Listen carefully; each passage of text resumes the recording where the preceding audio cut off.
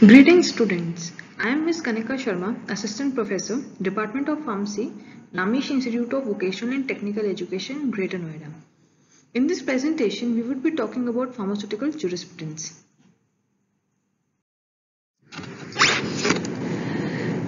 In Unit 1, we will talk about origin and nature of pharmaceutical legislation in India and principles and significance of professional ethics. पहले chapter में हम बात करेंगे कि pharmaceutical legislation का क्या स्कोप है और क्या ऑब्जेक्टिव्स हैं। फिर इसके बारे में हम बात करेंगे और उसके बाद हम बात करेंगे कंसेप्ट ऑफ फार्मेसी के बारे में। बात करेंगे कंसेप्ट ऑफ फार्मेसी के बारे में कि कैसे ये फार्मेसी जो आज हम पढ़ रहे हैं ये कैसे हेल्थ केयर सिस्टम का एक इंटीग्रल पार्ट बन गया है। ठीक है, अब सेकेंड चैप्टर में हम बात करेंगे कोड ऑफ फार्मास्यूटिकल एथिक्स की। कोड ऑफ फार्मास्यूटिकल एथिक्स की, और ये जो एथिक्स हैं ये पीसीआई द्वारा दिए गए हैं। तो हम क्या क्या कोड हैं, क्या क्या एथिक्स हैं, एथिक्स क्या होते हैं, इन सारी चीजों के बारे में हम बात करेंगे यूनिट 1 में। In Unit 2, we will talk about Pharmacy Act of 1948 followed by the Drug and Cosmetic Act of 1940. In Pharmacy Act of 1948, we will talk about the General Study of Pharmacy Act with special reference to education.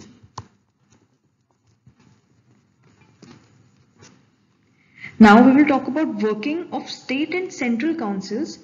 Working of state and central councils,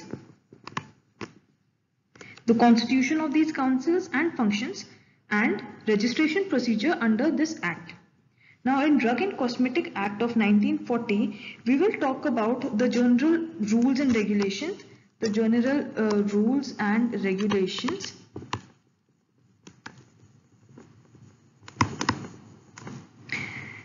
फिर हम इसके बाद बात करेंगे कि आपको अगर drugs बेचनी है तो उसके लिए क्या होलसेल और क्या रिटेल के लिए रेगुलेशंस होती हैं। ठीक है, जो ड्रग इंस्पेक्टर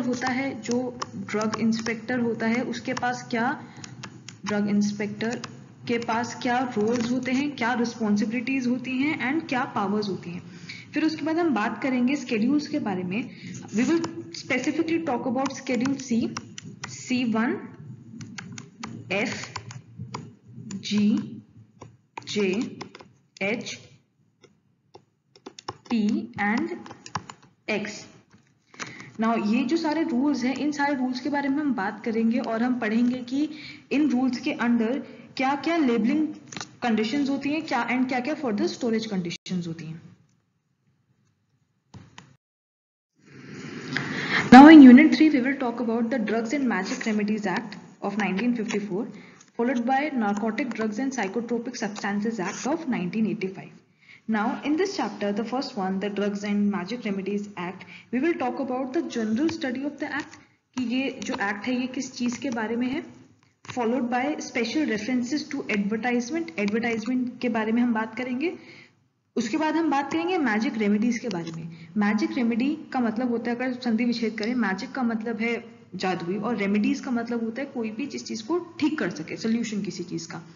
तो ये जो काफी सारे एडवर्टाइजमेंट्स होते हैं कि आप ये दवाई लीजिए आप बिल्कुल ठीक हो जाएंगे, तो ये जो ऐसे एडवर्टाइजमेंट होते हैं ये हमारे इस एक्ट के हिसाब से बिल्कुल गलत है। ठीक है, और इसमें काफी ज्यादा पनिशमेंट और ऑफेंसेस होते हैं। ठीक है, तो ये जो सारी चीजें हैं हम इस चैप्टर के अंदर पढ़ेंगे। Followed by Narcotic Drugs and Psychotropic Act. In this we will talk about the general act, what the act is all about. Then we will talk about its objective, followed by its offenses, and then we will talk about punishments.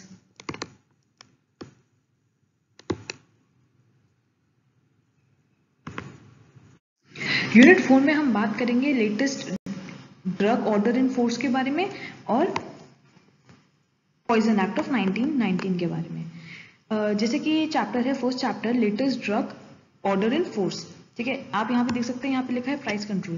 Price control का मतलब होता है, price is obviously जितना पैसे आपको एक drug के लिए, मेडिसिन के लिए देने हैं, तो अकॉर्डिंग टू द PCI उसके ऊपर आप एक टैप लगा देते हो, ठीक है, कि इस रेट से ज़्यादा आप इस ड्रग को नहीं बेच सकते। कोई भी एसेंशियल ड्रग अगर होती है तो आप उसको महंगा करके नहीं बेच सकते अपना प्रॉफिट करने के लिए।